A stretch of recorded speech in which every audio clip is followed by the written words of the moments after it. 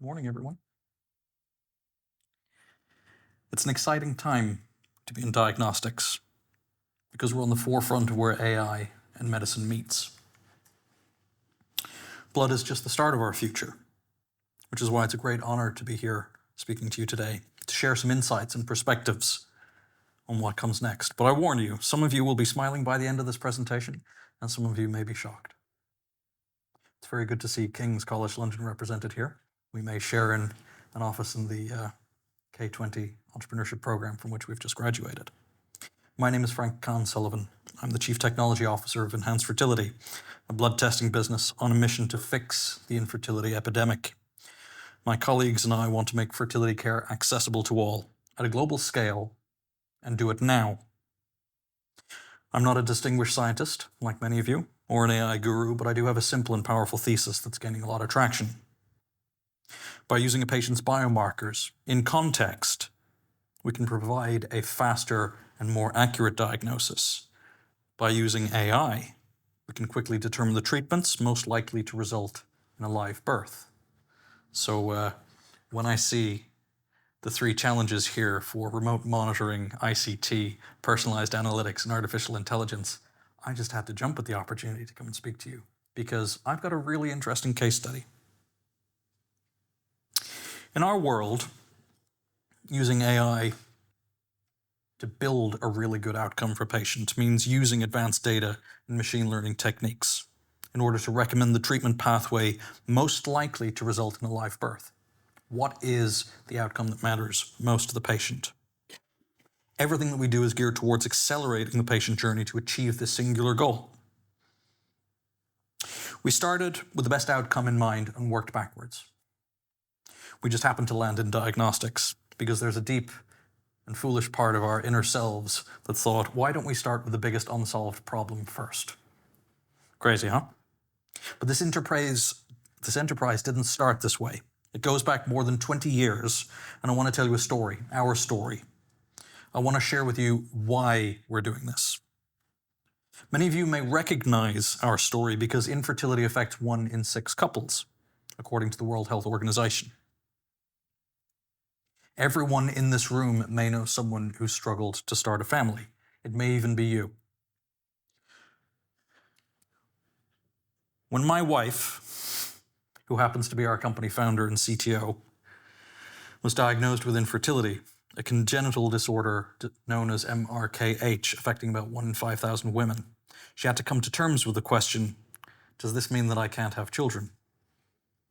Ultimately, this led her to becoming a nurse and a researcher for 15 years, reaching the upper echelons of the NHS, making the foolish decision to marry me, and realizing that the best way to solve the infertility crisis at scale is to look to technology and enterprise to accelerate the science. Today's invitation to speak before you is a great honor, but also a vindication of the mission that we're on. Today, we're not just going to predict the future of blood. We're going to start making it. This photo is particularly important to me because this is Andrea when she was 17. And this is her baby sister, Beatrice. And at that moment in time, she asked herself, is this the closest I'll ever get to motherhood? Tough question. But a slightly better outcome. Here we are. This is the baby, her sister. This is Beatrice.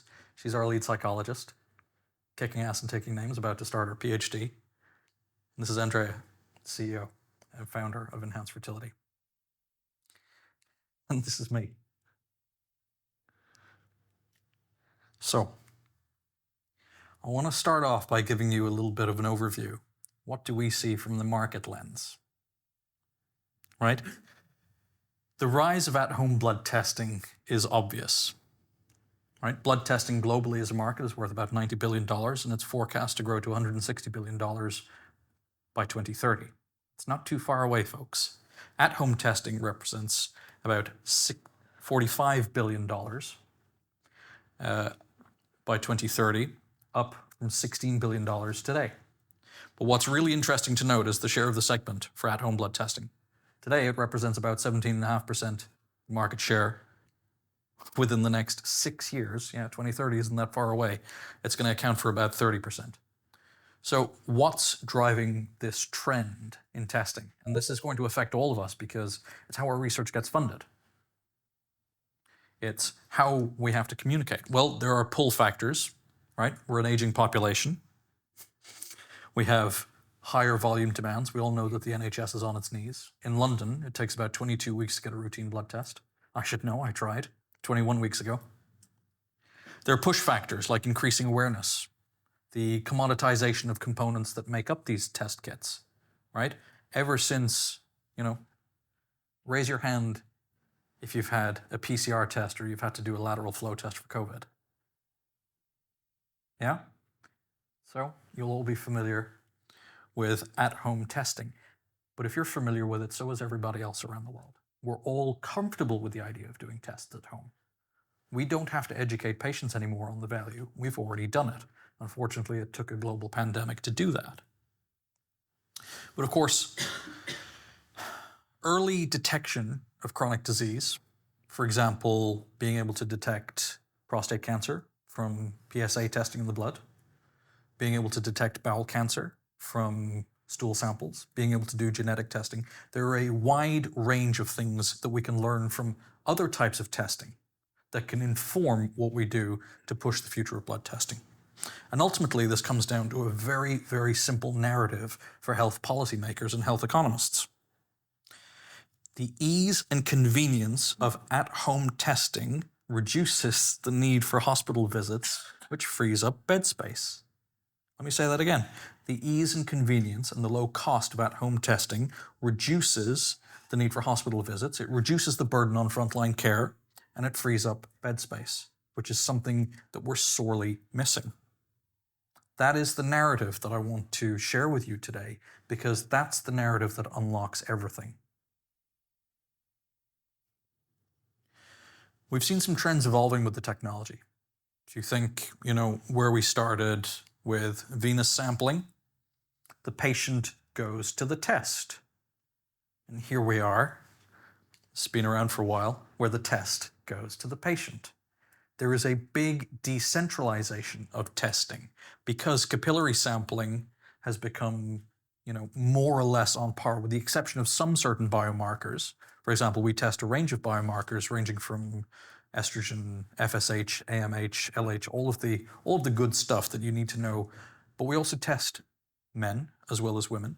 I know that a lot of we'll talk about accessibility in care and some of the biases that always seems to put the argument for testing the woman first. Why? We know that male factor infertility contributes to the same amount as female factor infertility. So being able to test both simultaneously is important. And that's now possible, right? So whether you're two moms, two dads, single mom, a heterosexual couple, whatever it is, being tested is no longer impossible or expensive or slow. So if that's where we are now with capillary sampling, what about when we move to DBS, dried blood spot sampling? What happens when we get multi-assay testing where the form factor is so good and everyone has a supercomputer at home in your pocket, you've all got a phone? What happens when the phone becomes the diagnostics hub? Well, the patient doesn't have to go to the test doesn't have to go to the patient. The test and the results are instantaneous. That is the trajectory that we're on. That is the form factor of the device. And we've already seen the use cases. For example, starting off with broad education for the market of lateral flow and PCR testing, pregnancy tests, serologies, glucose, you'll be familiar with. Did you know that glucose accounts for about 16% of the global market for blood testing? All right? People are familiar with the idea of a finger prick test, yet many people haven't tried it yet. Why? It's now cheap enough, easy enough, and pain-free enough. Okay, it's an annoying little prick, like certain politicians, but it's a pretty good product. And of course, if you ooze it, we can test it. That's our unofficial motto. I've been told off by our CEO for using that slogan, but it's true. Saliva, we can test genetics. Stool samples, we can look for cancer biomarkers. Hormones, are our big thing. Let me get into the meat of my presentation, and thank you very much for your attention. I realize I may stand in between you and your next coffee, but let me start off with step one here. Put the test results in context. Meet two example patients. I'm not violating HIPAA or GDPR here. Let's take Beatrice, age 25, doesn't drink or smoke. Let's take Andrea, age 40, doesn't drink or smoke. They both have the same biomarker result. You get the printout, they both look the same on paper. They've both got 10 micromoles per liter detected for MH, and we can see the range for a patient aged 20 to 29. We can see the range for age 40. According to this test, Andrea looks really fertile and Bea looks really subfertile. Right? This is why data in context matters. They have the same test results, but they're very different prognoses. Beatrice may have low ovarian reserve, but higher quality eggs due to her age, whereas Andrea has a congenital condition. Testing is not useful if the diagnosis is not presented in context. This is what we do. We've just received our CE mark. Speaking with a peer here who's doing ISO 13485, I know the pain. I've spent the last 18 months building a system where I need to enter a form before I even enter a form. QMS is hard, but that's what you've got to go through in order to get through the regulation. So we're now a Class A medical device. We're an at-home test kit, and now we can do testing in Europe. We've got a facility in Lisbon, and we've just opened up, and we're based out of the King's College London Entrepreneurship Centre in near Waterloo. So that's what we do. You get a capillary sampling kit. We have a yellow bottle, a purple bottle, a green bottle, depending on whether you're doing karyotyping, estrogen, different blood biomarkers. And then something really important. We've got a 90-point assessment that looks at not just what's going on inside of your body, but what's going on outside of your body. This is the missing key that a lot of researchers ask for. They don't know if the patient is overweight or a smoker or a drinker or if they're over a certain age group, right? But being able to use analytics to using data to personalize how we present the information in a meaningful way, right? If you get a test result that says AMH equals 10 millimoles per liter, the average patient, and I've been an average patient, I am not a scientist, I don't have a scientific background, I've been that patient completely overwhelmed by testosterone is this, your LH is this, right? Here, you need to know a simple score. Is it inside or outside of a range? In the context of men like me or women like me, what does that look like? Is it reversible? When you say a regular or an irregular menstrual cycle, what does that actually mean? So can we put this data in context? So we offer domains, domain scores. There are 10 domains for female patients and 6 for male patients, where we actually take the time to go through each of these domains and explain what they mean. Biomarkers are one of 10 domains. We look at genetic history, we look at clinical history, we look at environmental factors, we look at moods, right? All of this matters because starting a family is hard enough. There is a very strong emotional component to this, and it's a very distressing time for patients. So when we look at the biopsychosocial model, we have to realize that I have to use technology to take a patient from beyond that place of fear where it's 10 millimoles per liter. What does that even mean? What does AMH even stand for? To a place where I know what's going on inside of my body, I know what's possible, I know what's not possible, and I know what the outcome is going to be. And we came up with this system. It's not the prettiest system in the world, but it certainly is the easiest. A red for bad, orange for meh, and green for you're okay, right? This is the clinical history. These are the domains. What's the patient context? Menstrual cycle, hormones and biomarkers, gynecological and genetic factors, supplements, the lifestyle, the diet, the emotions, the environment. All of these things matter. So you can see that we're starting with a drop of blood, but we're going an awful lot further and getting that data quite quick. And then, of course, you can see down here we've got the blood tests. Does it deviate from a range?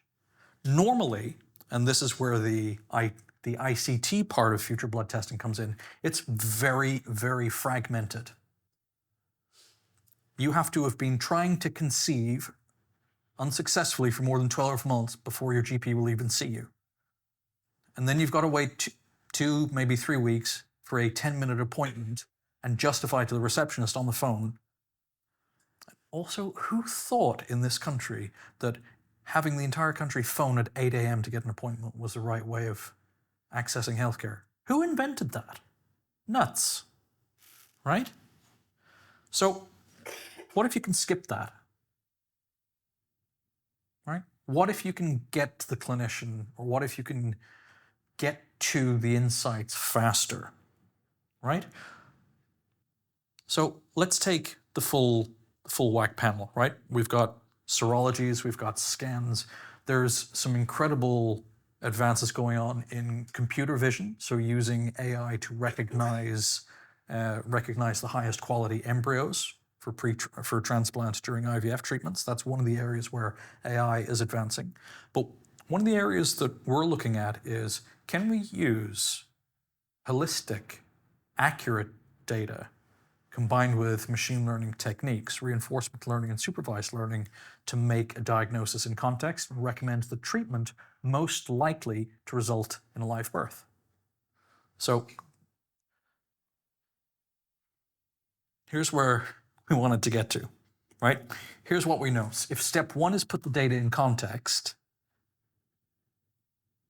knowing that part of that context is high emotional distress for the patient, low health literacy or low literacy about the science, that's also part of it. Part 2 here is about providing an accurate diagnosis. Now, I'm not talking about the sensitivity or the specificity of the tests themselves. That's your job, not mine. I'm assuming that it's going to be 99.999% accurate, because that's what device regulation should do. So here's what we know. We know that an individual diagnosis is about 62.5% accurate. That's a single doctor or clinician giving a diagnosis. So here's the cool thing.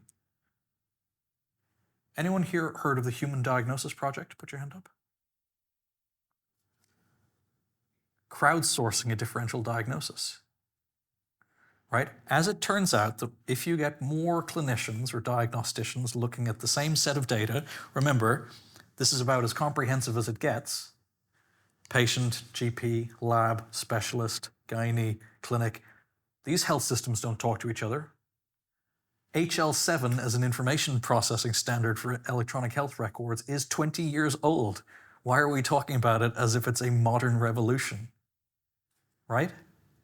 So, same data. We know that, and I promise it's not all just my experience, although most of this presentation is based on my personal views and what I observe in the market. I know that many of you like your citations, right? Comparative accuracy of diagnosis by collective intelligence of multiple versus individual physicians, Barnett et al. I'm happy to share the paper later on, right? We can get it up from 62.5 to 85.6% accurate by throwing more eyeballs at the same set of information. How do we do that in a decentralized way? Well, we're provisioning this patient summary record. We could have a gynecologist in Cyprus, my friend. We could have an embryologist in Ireland, my home turf. We could have a fertility doctor in Germany, right? These are all decentralized specialists within 15 minutes of looking, 15 minutes, right? A third more time than you get with your GP. Within 15 minutes, I can have 3 of them all eyeballing the same scan results, the same ultrasounds, the same blood test results in a decentralized, secure manner, and I can take your diagnosis from 60 to 85% accurate.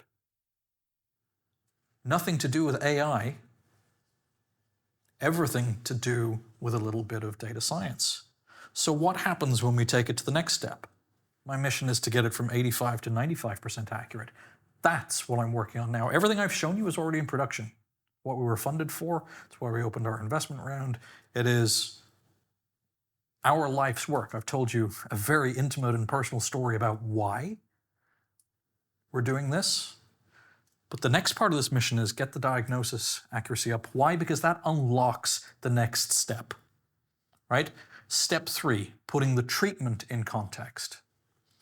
So when you have an accurate diagnosis, you have an input that is valid to put into a machine learning model. If I put a bunch of 62% accurate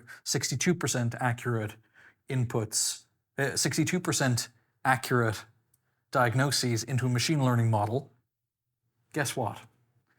I'm going to get spaghetti coming out of that model. But what happens if I can get accurate diagnoses as inputs with 90 plus contextual data points that we get from the clinical history? And we've actually, from HFEA, the regulator, we've got 400,000 anonymized patient records that allows us to look at machine learning and data science techniques that can start predicting outcomes. So if I've got an awful lot of historical data, I've got a very enriched patient profile, accessible from anywhere in Europe, right? So you can do the test anywhere in Europe. We will literally post it to you within 24 hours using DHL Medical Express. And it costs about 170 euros. That is significantly faster and 3 times cheaper than the nearest competitor. So you now have something globally available. You have something that's at a price point that's reasonable enough for most people in Europe to be able to afford it. You have a service that doesn't look or that isn't limited by boundaries. And then you've got this on the back end. You've got some clever services that can improve diagnostic accuracy. You've got an enriched patient record that the patient controls, by the way. We're flipping the model on its head. The patient should be able to choose where their record is shared. It shouldn't belong to the supplier. It's not our data, it's the patient's. So where do we go, right? Step 4. If you've been trying to conceive, that's what this little 3-letter acronym is, TTC, there are whole communities online, hidden, stigma, fearful communities, but that's 1 in 6 couples, folks. Look to your left, look to your right. There's about 6 people on each table. One of you, statistically, is having this problem, right?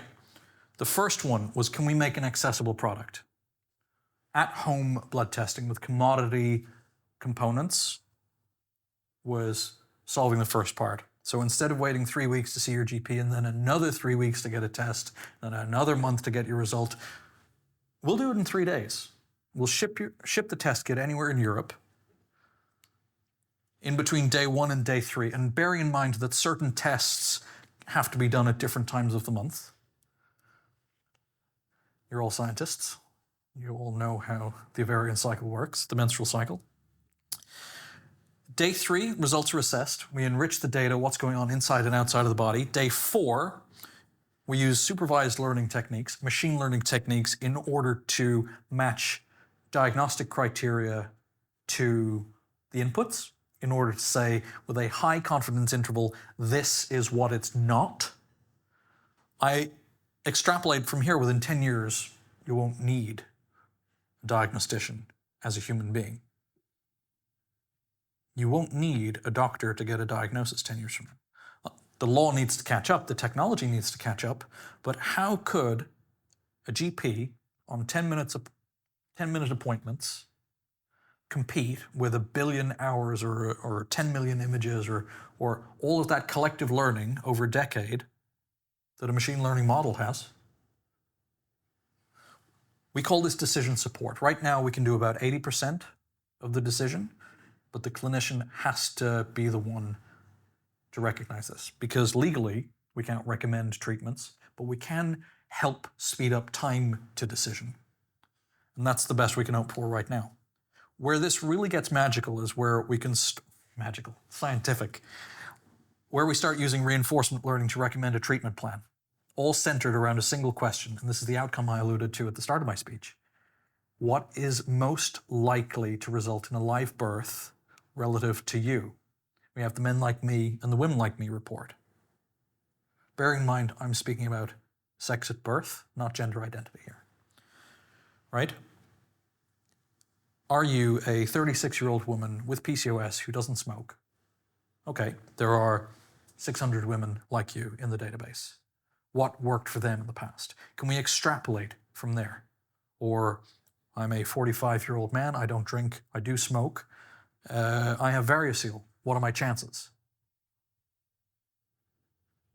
If you can combine all of this together, I mean, this type of insight takes months to get to. Many specialist appointments, many tests, very fragmented healthcare. 5 days, we'll do it. Mission 5.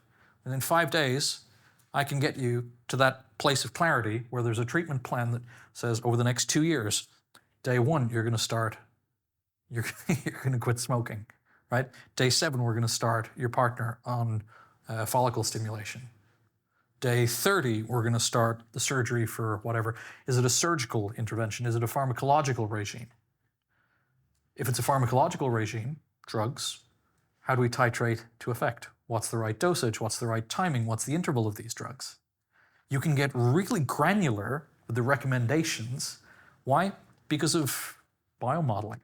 If I can run 1 million simulations in a minute based on what's worked for other patients that look like you, really look like you, sound like you, have the same conditions as you, and I can run all of that in a minute, maybe even a second, depending on if Amazon Web Services gives me some more credits. Talking to you, Amazon. Right?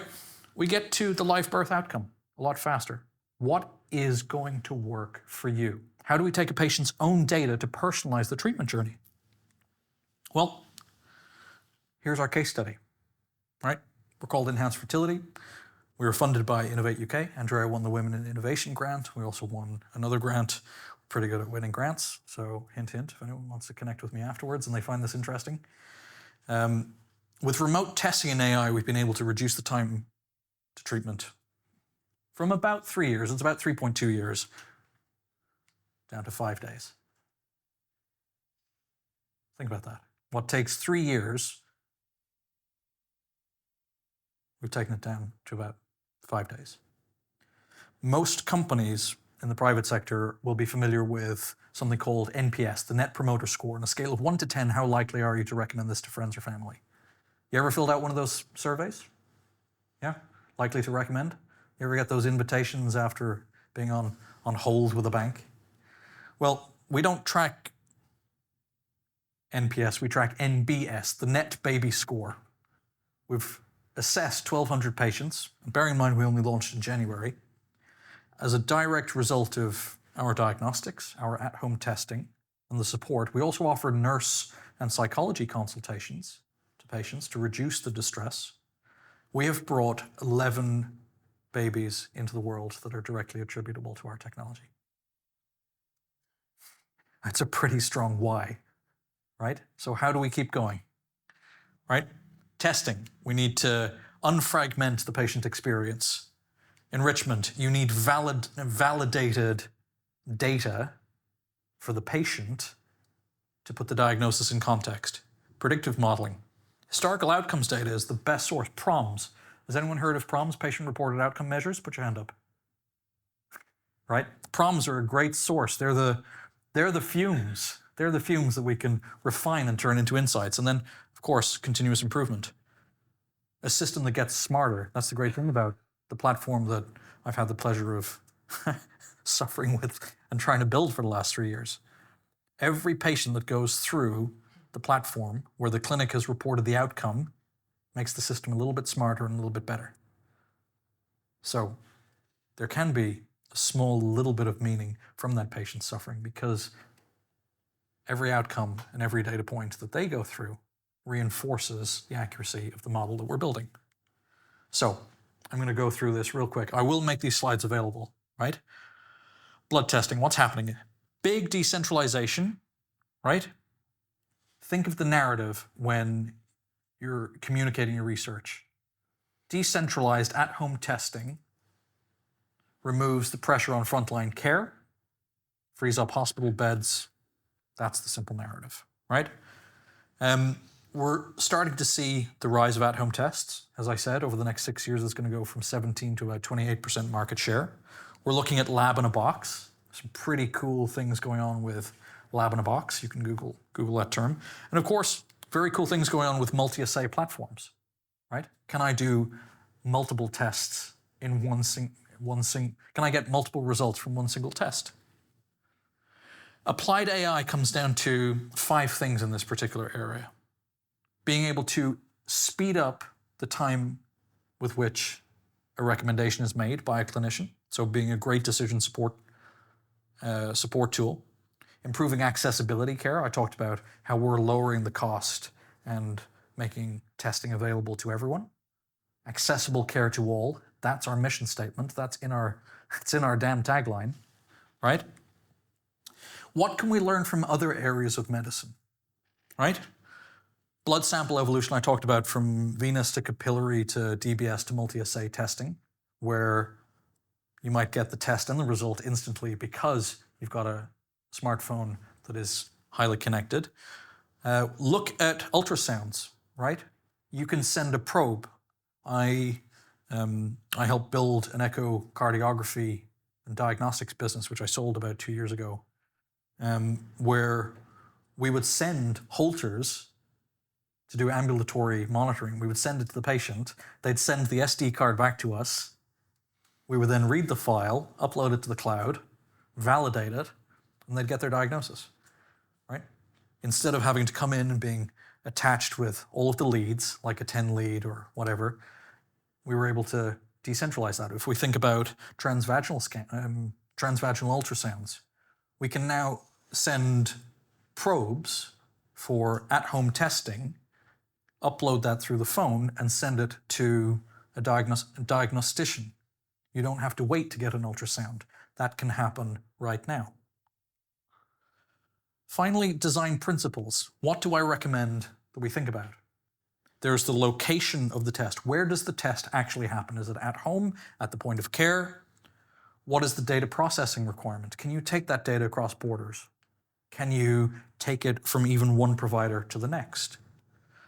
What are the result delivery methods? Are you going to give the 10 millimoles per liter of AMH, or are you going to say what AMH is an indicator of is a quantity in context? This is the range. This is what we recommend. This is what it means for you as a patient. This is what you can do about it. You're going to put it in context.